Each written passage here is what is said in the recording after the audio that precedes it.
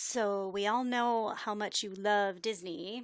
I was wondering what were some of your favorite moments when you went on your Make a Wish on the Disney Dream and when you went to Castaway Key? There's this thing called the aqueduct. It's spelled duck because of Donald Duck. It lights up at night, and then it's clear during the day, obviously. And then it's a water slide. So, like, you get on, and it was freezing cold because it was actually at night. But it's really fun to do at night. But you also have to do it during the day. You have to do it both times because you get a different experience each time. What it does is you get in it, and it's going super, super fast. And then you come off the side of the boat. And, like, you're above the ocean, hanging off, like, above the ocean. And it's pretty cool.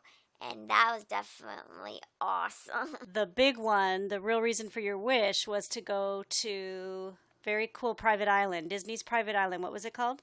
Everybody calls it Castaway Cay, but it's actually pronounced Castaway Key. Who did you see there? They were closing off the line, but my favorite is Olaf. I got to take private pictures with him.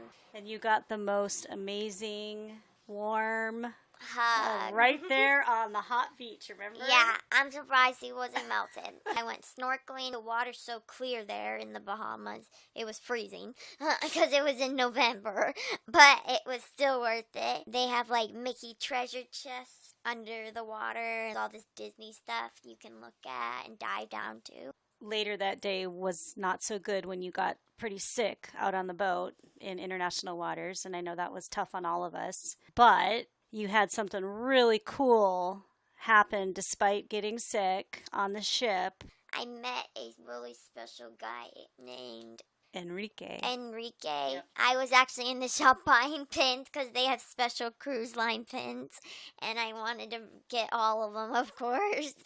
And any that just were like exclusive to the cruise lines. So he let me buy a limited edition Christmas pin that was like really, really cool, and they sold out really quick when they came out.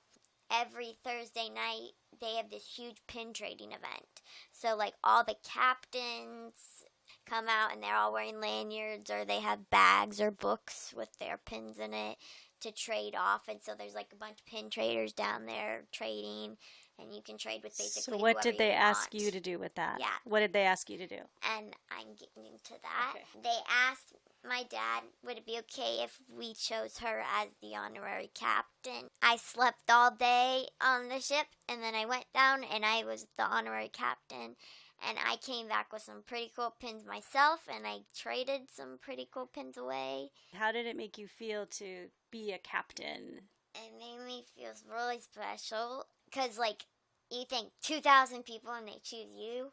So tell us a little bit about when you were, was it your 10th birthday? When you wanted to do something for other people? Starting something where you could help other kids feel some hope that have chronic illness or that are really sick. Mm-hmm. You decided you want to make a website, remember? Mm-hmm. And we had to come up with a name. And now it's turned into a full nonprofit foundation. But what happened when you were 10? What did you call it? Bacon Bits of Hope.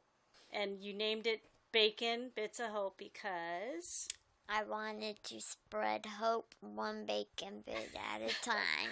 Because when I was younger, probably like 8 or so, I saw one of my doctors and he was like, you need to cut back like some of the fats in like your formulas and diet and stuff. And one of those things was bacon, and I was like, you can take away anything but my bacon. And he looked at me and he was like, I'm like, go ahead, but no, I'm going to continue to eat bacon.